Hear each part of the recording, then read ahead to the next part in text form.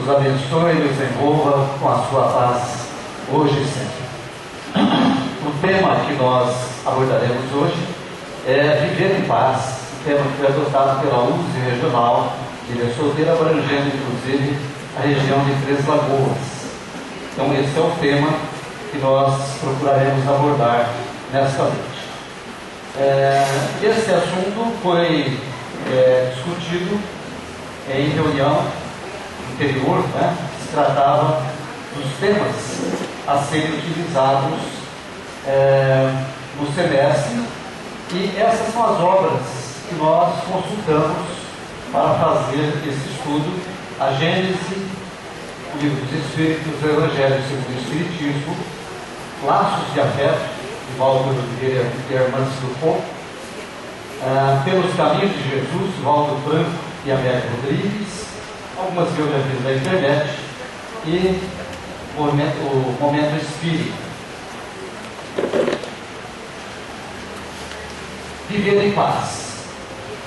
A grande maioria das pessoas se preocupa com a conquista da paz, com a tão sonhada paz. Será que nós sabemos conquistar essa paz?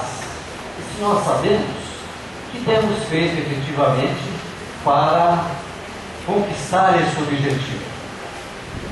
Diz uma história que um grupo de deuses da mitologia grega se reuniram para determinar um local onde deveriam colocar um tesouro precioso para que as pessoas pudessem, por si sós, encontrá-lo. E assim sendo, algumas sugestões surgiram. Um dos deuses sugeriu que esse tesouro fosse colocado no fundo dos oceanos, nos lugares mais profundos possíveis. Mas aí, aquele Deus que presidia a sessão afirmou o seguinte: isso vai ser muito fácil, eles vão encontrar esse tesouro com muita facilidade. E eles queriam colocar esse tesouro num lugar que fosse o mais difícil possível, porque se ele fosse encontrado sem grandes esforços, com muita facilidade, as pessoas não dariam valor a ele, e ele seria facilmente desprezado. Surgiu então o segundo Deus e disse o seguinte: vamos colocá-lo então nos espaços infinitos do universo. Vamos esconder esse tesouro nesses locais mais altos, lá no espaço infinito. Mas aí um outro Deus apareceu e disse: se eles conseguem, através dos seus equipamentos, se o homem consegue chegar até as regiões mais profundas, e ele vai acabar conseguindo fazer isso, ele também conseguirá alcançar as regiões mais elevadas, as regiões mais infinitas do universo, dos espaços infinitos, através dos seus equipamentos. E com isso, será muito fácil ele encontrar esse tesouro. Até que, depois de várias sugestões, surgiu um dos deuses e disse o seguinte: vamos colocar esse tesouro em um lugar onde o homem só irá encontrá-lo após ter o amadurecimento necessário para valorizá-lo suficientemente e guardá-lo para si. E então, esse tesouro foi colocado no interior das pessoas, no interior de cada um de nós. Esse tesouro precioso é a paz. A paz que não está nas exterioridades, não está fora de nós, mas vai ser encontrada no interior de cada um de nós. O conceito de paz, segundo nós encontramos, pode ter como significado harmonia, concórdia, sossego, tranquilidade, calma, repouso. É um estado de não beligerância, um estado em que não há guerra. A paz armada, também é um termo que se usa, significa a paz que se sustenta pelo temor que os inimigos têm um do outro. Quando os inimigos se armam, dos dois lados, e essa paz é obrigatória porque cada um dos lados teme o que o outro possui de armamento. Fazer as pazes Fazer as pazes indica que já ocorreu uma guerra, ou que já ocorreu uma dissensão, um desentendimento entre duas pessoas ou entre duas nações. Reconciliar-se teria o mesmo significado. No plano pessoal, paz designa um estado de espírito isento de ira, de raiva, desconfiança e, de um modo geral, de todos os sentimentos negativos. Aquele que está pacificado não tem o ódio, não tem a ira, não tem o rancor. Assim ela é desejada para cada pessoa, por cada pessoa para si própria, e eventualmente para os outros, ao ponto de ser tornado uma frequente saudação, como os próprios cristãos antigos diziam: que a paz esteja contigo, que a paz esteja nesta casa. E um objetivo de vida para todos nós, porque todos nós ansiamos pela paz, todos nós ansiamos pela felicidade. Não há ninguém que não queira a paz. A paz é representada mundialmente por aquelas figuras que nós já conhecemos, pelo pombo, pela bandeira branca. São duas figuras que ilustram o estado de paz. Vamos ver um histórico a respeito da paz. Quanto tempo nós vivemos de paz em nosso mundo? Pelo fato do nosso mundo ser ainda um mundo de provas e expiações, nós ainda somos espíritos interiorizados do ponto de vista moral, a grande maioria de nós que vive no orbe terreno. Em consequência disso, é muito comum que nós tenhamos as dissensões, as guerras, as lutas, quase todas elas justificadas pelas razões econômicas, políticas, culturais ou religiosas. O fenômeno da guerra acompanha o homem desde os primórdios dos tempos, do homem das cavernas até o homem informatizado. A humanidade viu surgir e desaparecer civilizações, impérios. Os impérios que atingiram o apogeu e depois viveram a decadência. Invenções foram criadas e tornaram mais difícil a sobrevivência do ser humano. Os canhões, as metralhadoras, as bombas, enfim, vieram para fazer com que essa guerra se tornasse mais eficiente. Reforçando tal ideia, surge um dado histórico assustador para todos nós. Em todos os séculos, segundo as estimativas, o mundo só teve 268 anos sem batalhas, sem combates, morte e destruição. Isso é um período aproximado de mais de 10 milênios, provavelmente. Então a paz é muito mais uma aspiração, pois o normal que acontece no nosso plano terreno ainda é a guerra. E a paz é uma aspiração que todos nós buscamos, na verdade. E o que desejam aqueles que fazem a guerra? O objetivo da guerra é a imposição da vontade de um dos adversários sobre a vontade do outro, através da força bruta. Ou ainda, é impor supremacia ou salvaguardar interesses materiais ou ideológicos. Então a guerra é uma imposição da força bruta sobre o outro, de forma a conseguir vantagem. Os espíritos superiores, ao tratarem da lei moral de destruição, projetaram luz sobre essa questão tormentosa, que é a questão da guerra. E eles afirmam o seguinte: a guerra é o resultado das paixões exacerbadas do homem em virtude da predominância da natureza animal sobre a natureza espiritual. Quais são essas paixões?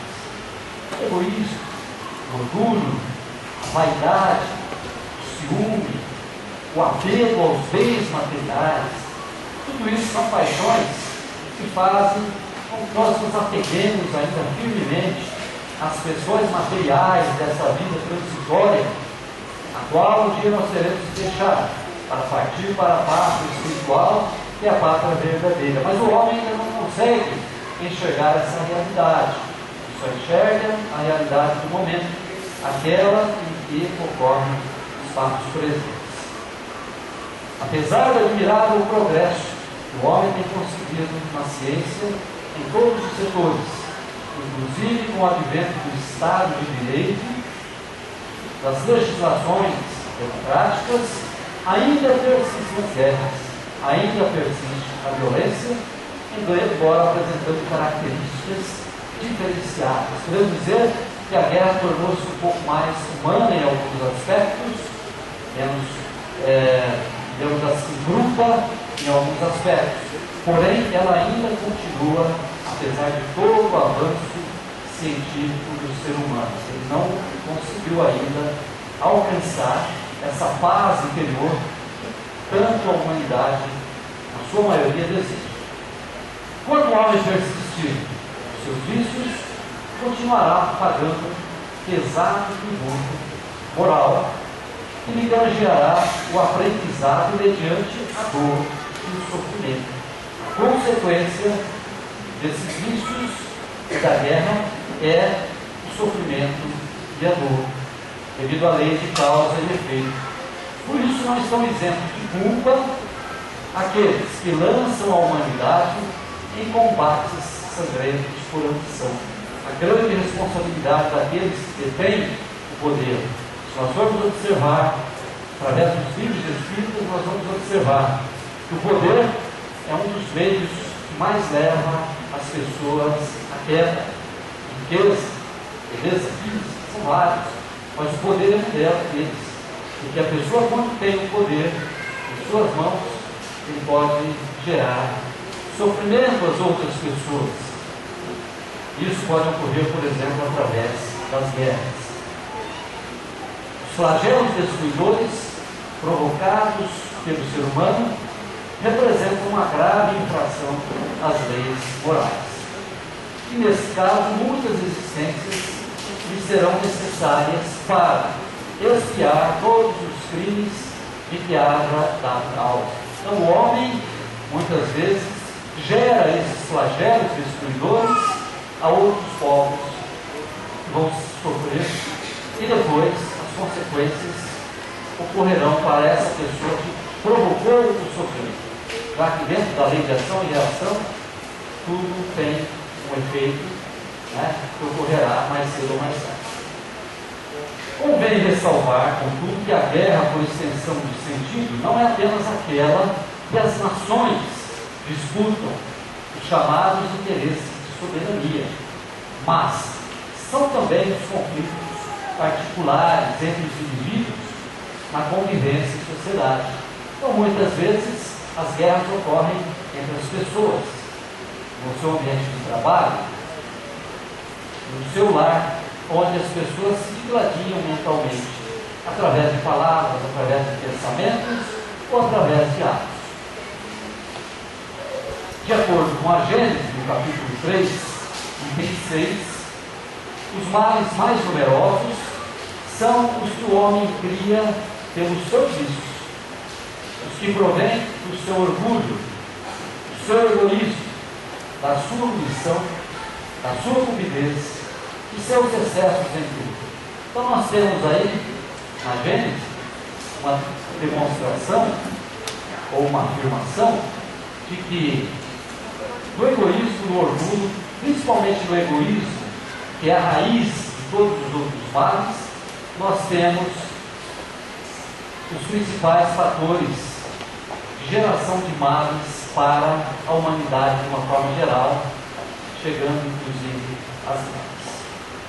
Então aí está a causa das guerras e das calamidades que essas guerras acarretam, das dissensões, das injustiças, da opressão do fraco pelo forte, enfim, da maior parte das enfermidades.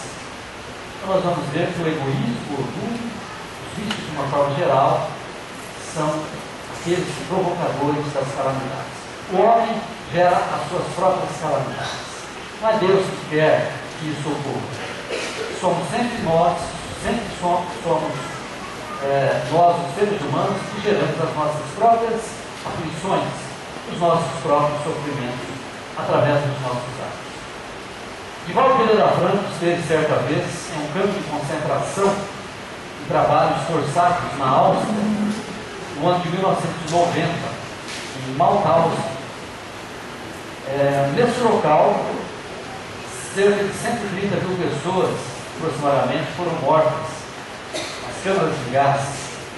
E ele, quando ali entrou, sentiu uma atmosfera muito pesada, muito densa, como se ainda os miasmas, o ódio, a segregação, do preconceito ainda estivessem ali presentes, de uma forma invisível.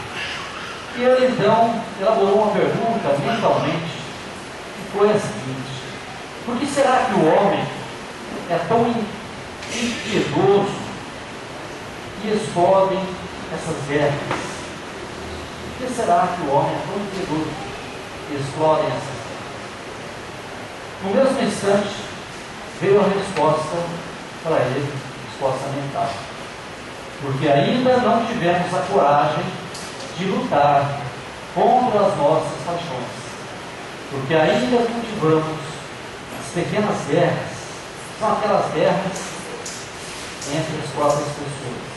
Porque ainda mantemos as nossas pequenas violências, não nos dulcificamos interiormente, não deixamos que o amor nos tranquilize.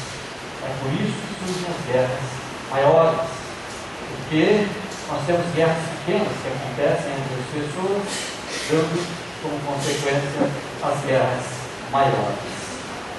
Conclui-se, portanto, que o estado íntimo das pessoas, as guerras individuais consistentes em duelos de pensamento, de palavras e de ações, por mais insignificantes que possam parecer, contribuem para o agravamento da violência, que é retroalimentada pela ação obsessiva, recíproca entre espíritos encarnados e desencarnados, em permanente conúbio, em permanente sintonia, né?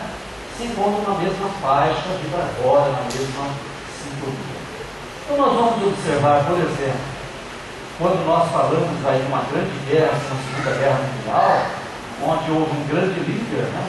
Infelizmente se perdeu completamente, Hitler e tantos outros, eles encontraram um campo propício, né, das pessoas que acolheram as suas ideias, porque dentro delas elas já tinham um estado de guerra interna, elas já estavam em desequilíbrio e acolheram ideias desequilibradas de um líder completamente desequilibrado. Ele teve respaldo da grande maioria da população, por isso ocasionou muitos daqueles desastres.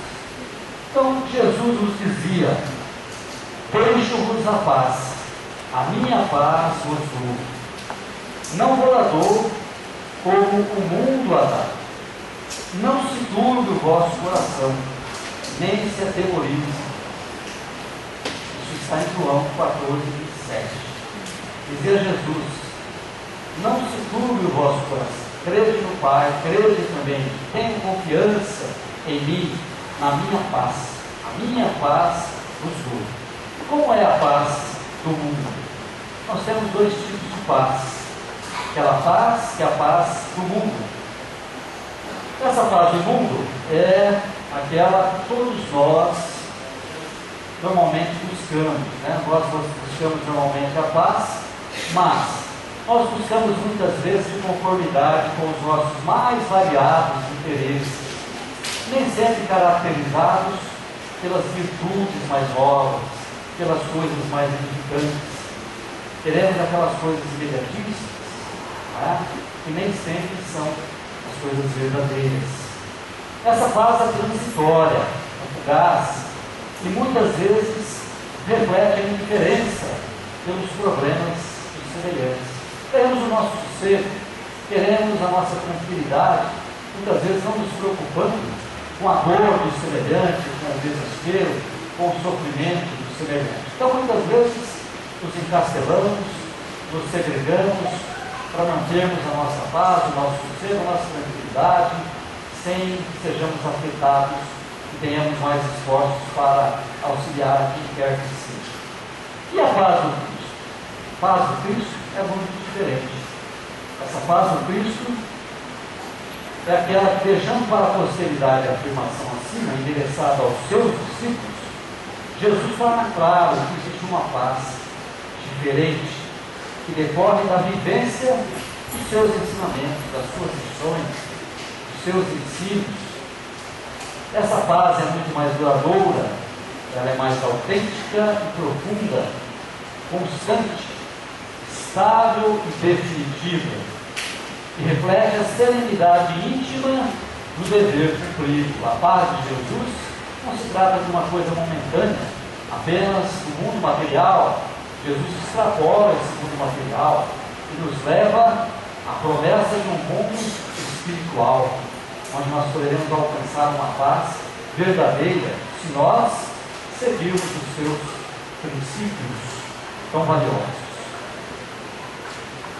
O Novo Testamento registra todos os ensinamentos propagados, divulgados por Jesus, bem como todos os exemplos por ele vivenciados, especialmente quando observa que toda a lei e os profetas estão sintetizados nesta máxima: amarás o Senhor teu Deus de todo o coração, de toda a tua alma e de todo o teu espírito, e amarás o teu próximo como a ti mesmo.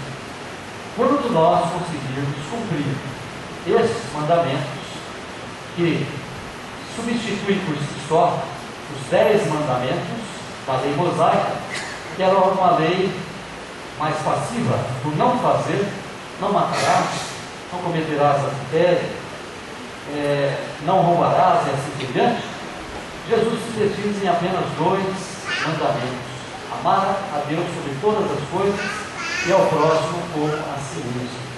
Se nós conseguirmos fazer isso, nós já tornaremos esse mundo melhor. Como nós poderemos alcançar essa paz? Através desse amor. O amor ao nosso semelhante, como a nós mesmos, nos trará essa paz que nós ansiamos. E quando também Jesus observa: novo mandamento vos dou, que vos ameis uns aos outros como eu vos amei. Está em João 13:34. Nessa não apenas esclareceu, mas principalmente vivenciou essas leis. Nós vamos ver que Jesus, em todos os momentos da sua vida, os mais difíceis inclusive, ele não jamais deixa de amar os seus semelhantes. Pede para que eles sejam perdoados, os seus algozes, e ama-os da mesma forma. E é em o livro dos Espíritos que nós vamos aprender que a lei de Deus está escrita em nossa consciência. Nós vamos encontrar lá no livro dos Espíritos, questão 621, questão 621. Onde está escrito a lei divina? Ela está escrita em nossa consciência. E a nossa consciência é que vai determinar se nós temos paz ou não. E essa paz ela vai ser alcançada por uma consciência, como diz o Divaldo, dulcificada, leve, que é aquela consciência baseada numa conduta moral correta, onde o bem prevalece sobre o mal. Como não há paz autêntica e permanente, a não ser a que está vinculada à nossa consciência, passamos a entender que a paz que Jesus nos deixou é a que provém da vivência das leis morais emanadas da providência divina, que tem por foco principal a prática da lei, a prática da lei de amor em toda a sua plenitude, incondicionalmente. É a paz que decorre do dever retamente cumprido. Então, esses ensinamentos do Cristo nos levam à paz verdadeira. Porque Jesus mesmo nos disse: conhecereis a verdade e a verdade vos libertará. Quando eu disse isso ao apóstolo Pilatos, em relação à verdade, porque Pilatos, na verdade, fez uma pergunta para ele sobre o que era a verdade. Pilatos não sabia absolutamente o que poderia ser essa verdade. Nós sabemos que a verdade de Jesus é aquela verdade que nos liberta, isto é, que nos mostra que as paixões, como o egoísmo, o orgulho, a vaidade, tantas outras paixões, nos mantêm atrelados ainda ao sofrimento. Porque uma pessoa que é egoísta não encontra a paz. porque ela sempre vai achar uma pessoa que pode centralizar as ações, ao contrário dela. A pessoa que é orgulhosa jamais vai admitir uma pessoa que seja melhor do que ela, e assim por diante. E dessa forma ela não encontra a sua paz. Aquela que é muito apegada aos bens terrenos, aos direitos e aos bens materiais, ela sempre vai estar incomodada e não vai encontrar a sua paz, porque ela tem que perder os seus recursos materiais. Então, quando Jesus dizia: conhecereis a verdade vos libertará, essa verdade é aquela que nos liberta do peso dos vícios e nos mantém atrelados ainda a esse mundo material. Quando nós nos livrarmos de todos esses vícios, dessas deficiências morais, nós conseguiremos alçar o voo muito mais facilmente e de uma forma muito mais ao contrário da paz verdadeira. Chico Xavier aponta-nos com clareza onde está a diferença, entre essa questão da paz do mundo e a paz do Cristo. Ele nos diz que a paz em nós não resulta de circunstâncias externas, sim da nossa tranquilidade de consciência, do dever cumprido. Vejam bem, a paz resulta da nossa tranquilidade de consciência no dever cumprido, do dever retamente cumprido. Não depende de circunstâncias externas, não depende do mundo exterior. Eu posso encontrar essa paz mesmo no ambiente de adversidade, se eu estiver com a minha consciência tranquila, do dever retamente cumprido, eu posso estar plenamente pacificado. Tudo gira em torno disso. O mundo não nos pode dar a paz. Nós não conseguimos a paz por decreto, mas essa paz é algo conquistado, porque antes de qualquer coisa ela significa conquista interior. É alguma coisa que tem que brotar no nosso íntimo. É o indivíduo que dá paz ao mundo, e não o contrário, construindo essa paz dentro do coração, através do dever retamente.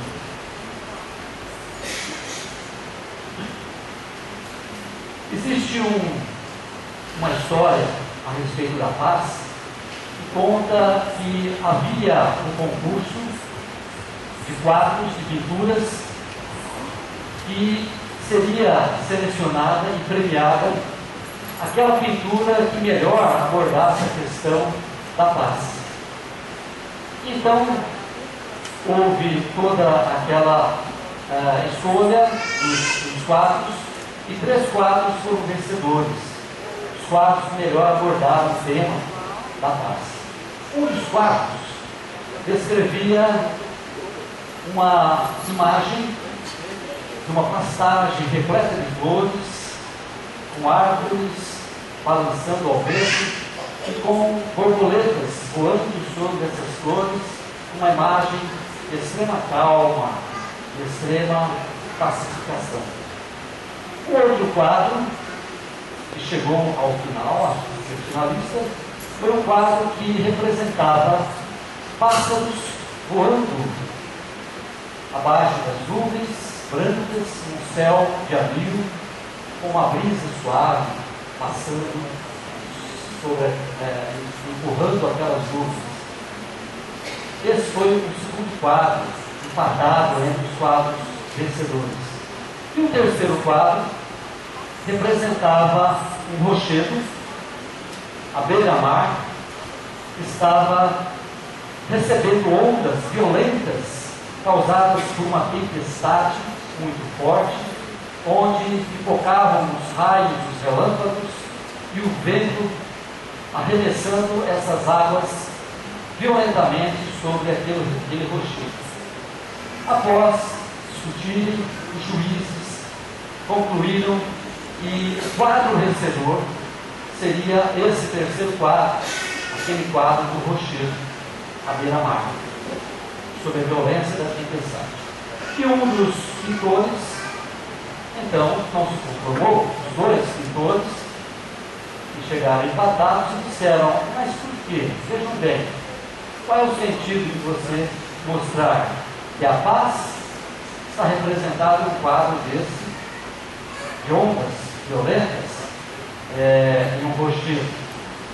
Então, o juiz serenamente olha para ele e diz o seguinte: vocês observaram que nesse rochedo existe ali um ninho de passarinhos que tem os seus filhotes repousando placidamente nesse local? Pois bem, esse quadro venceu por causa disso. Esse repouso, essa calma durante a tempestade, representa a nossa consciência. Aqueles pássaros, nessa atitude de calma, de tranquilidade, de repouso, em meio à tempestade, representa a nossa consciência pacífica, mesmo estando circundada por tempestades violentas. Porque a paz, quando está circundada por agitações, por tempestades, por violência, ela é muito mais significativa, porque ela depende de um equilíbrio muito maior. Então isso nos mostra que a nossa consciência, estando tranquila, serena, pacificada, não importam as agitações externas, porque essa paz depende do nosso interior. E nós nos lembramos aqui também de uma música que representa muito bem, talvez a maioria dos senhores conheçam, que se chama Haja Paz na Terra. É uma música que eu gosto de reproduzir, às vezes, cantar. Ela chama-se Haja Paz na Terra. É uma música de Cy Miller e Gil Jackson. E numa das frases da música ele diz: a começar em mim. Ou seja, essa paz da terra depende de mim, depende de cada uma das pessoas, porque cada um tem que dar a sua parcela de contribuição para a pacificação geral. Então, para viver a paz, é fundamental que nós tenhamos a fraternidade. Sem ela, nós não vamos encontrar a paz. Um ambiente onde haja dissensões, egoísmo, não haja solidariedade, não haja uma convivência como irmãos, como nós vamos encontrar a paz? Existe lá no Evangelho aquela frase que diz: ajuda-te que o céu te ajudará.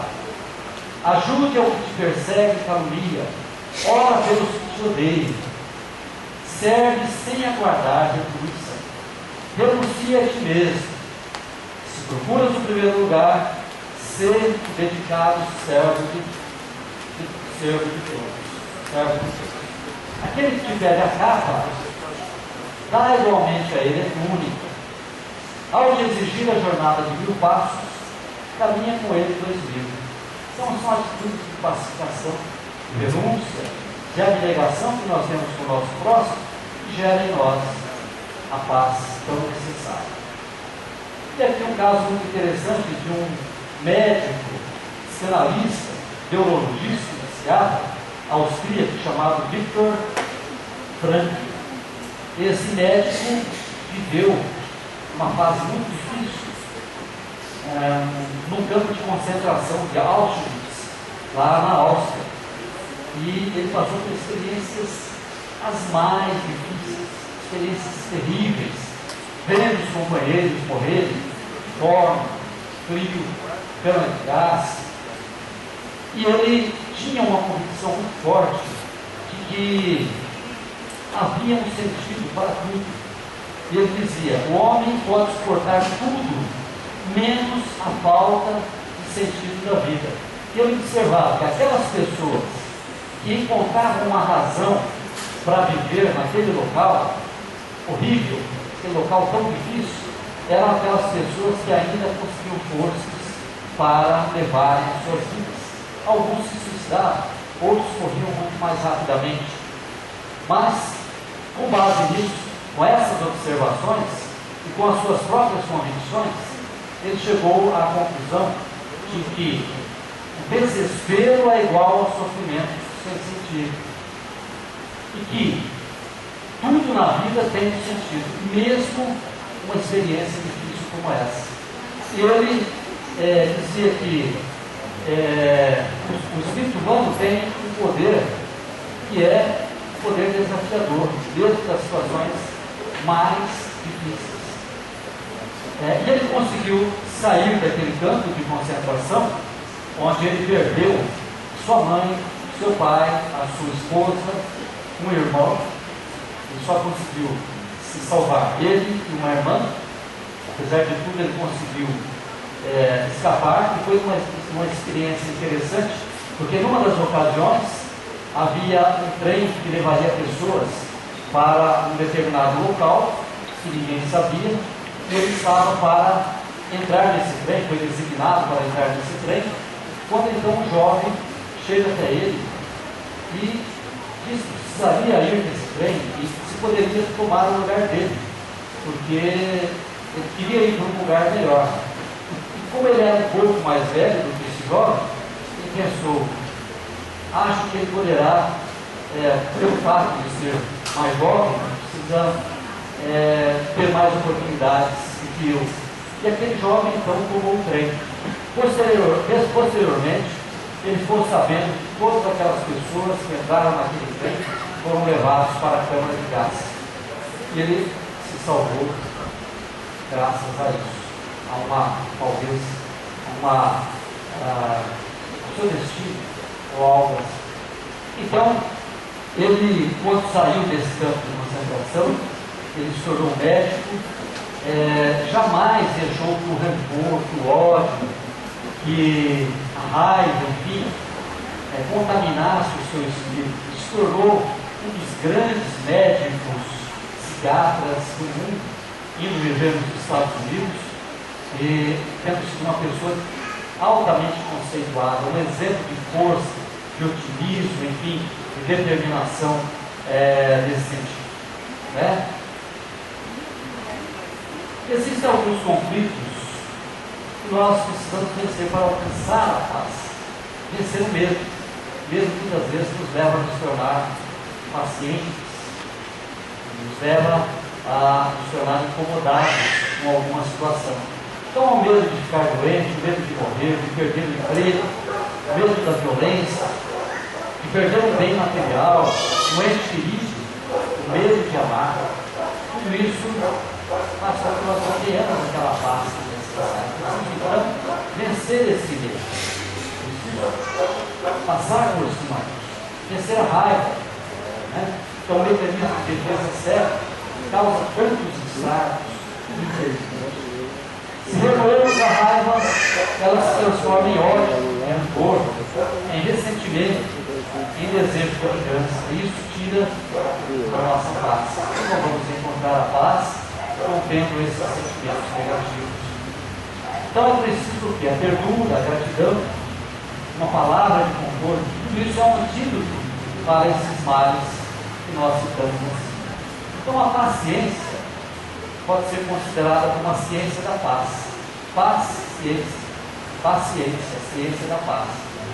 Ao termos paciência, nós estamos exercitando, contribuindo para a paz. Ao exercitar da paciência, nós contribuímos para a paz.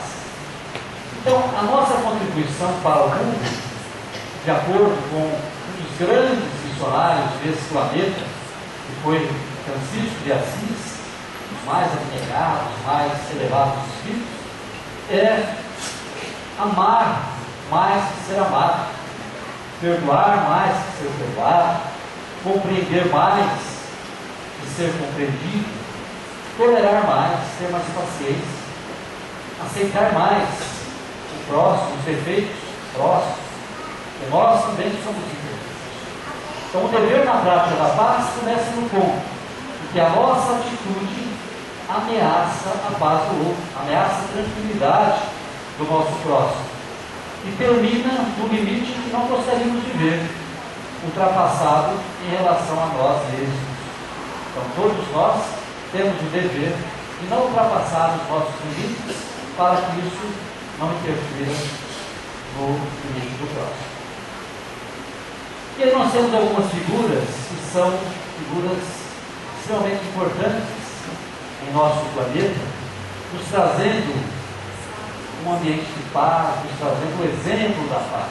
Chico Xavier, Madre Maria Teresa de Calcutá, Mahatma Gandhi, na sua libertação da Índia, sem que houvesse derramamento de sangue, Nelson Mandela, Irena Sendler, todos esses espíritos levatíssimos, e há vários outros que nos trouxeram um exemplo, um legado de paz e de amor para a humanidade.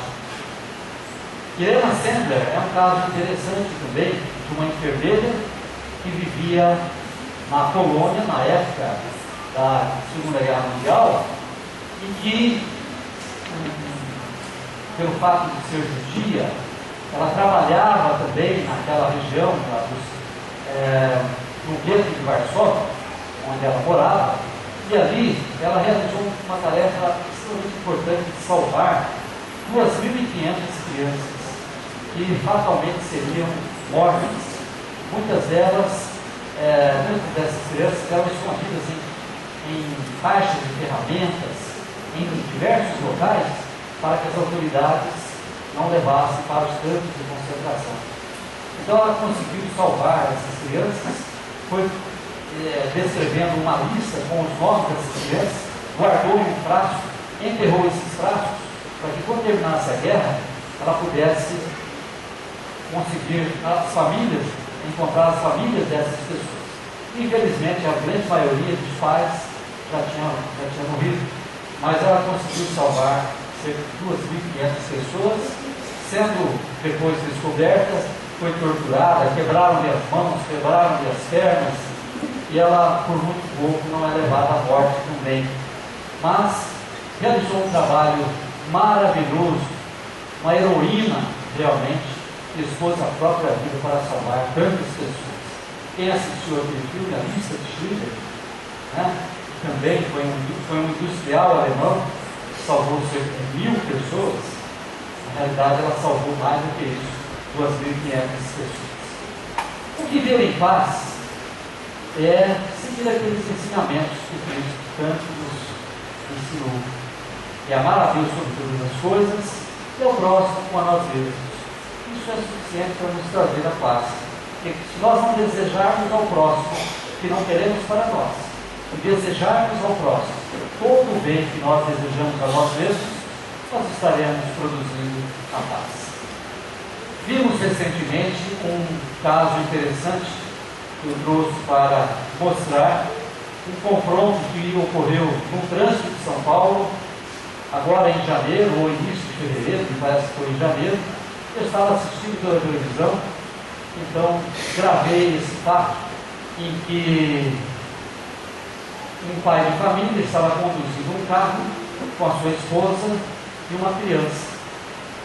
Em determinado momento ele é fechado por um caminhão-baú, talvez vocês tenham visto esse caso, e o caminhão então fecha esse carro, e aí em determinado lugar o carro trocaram insultos uns com os outros, até que eles resolvem parar no acostamento, e esse jovem então sai com um bastão desse beisebol para tomar satisfação com o dono do caminhão, ou o motorista do caminhão. O motorista do caminhão, por sua vez, desce juntamente com um colega armado com uma faca. Entram em discussão e o motorista do caminhão, então, acaba assassinando aquele jovem com a faca. Morreu na hora, foi levado aqui já para as providências, Enfim, fato lamentável, que tem ocorrido cada vez mais nas grandes cidades e que decorrem da nossa impaciência, da nossa intolerância para com o próximo, da nossa agressividade, do nosso egoísmo de achar que nós sempre estamos com a razão, e nesse caso os dois estavam errados, mas enfim, aquela falta de amor ao próximo que Jesus tanto nos ensina e que termina de uma forma tão dramática. Então o sinal amarelo nos chama a atenção para que nós vigiemos os nossos atos. A irritação é um sinal vermelho na conduta. Quando nós nos tornamos empolarizados, nós nos tornamos nervosos, Isso é um sinal vermelho dentro da nossa conduta. Momento de observação, de cuidado. E a cólera é a arma a desferir do golpe. Isso está em Joana de Ângeles, ela nos mostra. Então a tolerância, a paciência, a compreensão, a prática da lei de justiça e caridade são as bases de toda a sociedade equilibrada, justa e fraterna. Graças a Deus que nós temos esses ensinamentos, os ensinamentos de Jesus, os ensinamentos que a doutrina espírita nos traz. E aí a importância de uma família equilibrada, porque a família é um lar, a família, em um lar bem equilibrado, é a célula da sociedade. Se essa célula estiver em equilíbrio, ela levará o equilíbrio para a própria sociedade. Daí a importância do estudo do Evangelho, daí a importância de nós assimilarmos os ensinamentos que o Cristo nos trouxe, para que nós possamos ter esse equilíbrio tão importante. Então, o segredo da vida é conviver, é respeitar os sentimentos do próximo, podemos discordar, mas conviver exige, muitas vezes, que nós renunciemos a algumas coisas. Não significa que nós concordemos sempre, mas significa que nós devemos aceitar, né, também as outras pessoas. Isso é conviver adequadamente. Então, alguns cuidados de amor, segundo Joana de Ângeles. Os cuidados de amor são fontes de riqueza e sabedoria, dos quais depositamos nosso afeto nas ações de nossa vida. Então, algumas sugestões que Joana de Ângeles nos dá. Sorrir sempre. Sorrir sempre é a divina expressão de afeto. Já dizia Charles Chaplin, famoso humorista, que um dia sem sorriso é um dia desperdiçado. Então, sorrir sempre, manter a alegria, gostar de conviver, aprender a compartilhar, vencer a autossolidão, né? Não se desejar ficar sozinho, mas conviver, aprender a conviver. Valorização do bom e do belo, de tudo aquilo que é edificante, uma boa música, contato com a natureza, enfim, né? Vigília emocional, disciplina e atenção plena dos sentimentos, né? Seja atenção para com as nossas emoções, para com os nossos sentimentos, nos disciplinando.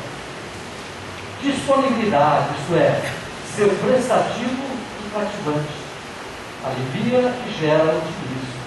Então, temos sempre aquele espírito de solidariedade, estarmos sempre prestativos em relação ao nosso semelhante, auxiliar. Honrar a confiança. Honrar a confiança é exercício de fidelidade, de superação dos maus afetos. Ou seja, nós honrar a confiança depositada em nós pelas outras pessoas. Perdoar sempre, essa é a questão fundamental. Perdão é higiene e saúde de coração, é o nosso próprio bem. Quando nós não perdoamos, o mal fica em nós. O lodo, o vaso que transporta o lodo, é o primeiro a ser contaminado. Quando o vaso transporta perfume, ele recebe todo aquela fragrância. Então, se nós não transportemos mágoas, ódios, ressentimentos, que seremos os primeiros a sermos contaminados. Gostar do que faz. Isso é importante, né?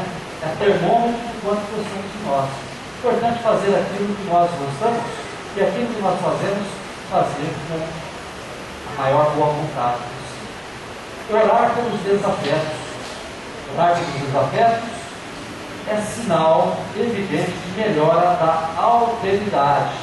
E a alteridade, essa é que a gente estava falando, na nossa viagem, é aceitar o próximo como ele é, sem querer transformá-lo em nós. Atenção aos sinais do humor. O humor influencia decisivamente a vida afetiva. Mas cuidado com o mau humor. Porque o mau humor não nos torna queridos. Quando uma pessoa é mal-humorada, as pessoas se desviam dela. Eu procuro evitar. Mas quando a pessoa é alegre, as sempre feliz, sempre otimista, as pessoas se aproximam, gostam dela. Né? Então, procurarmos, apesar das dificuldades que todos nós temos, e é difícil manter sempre alegre, mas procurarmos manter o nosso espírito mais alegre possível, confiantes de que tudo que nós passamos nessa vida é passageiro.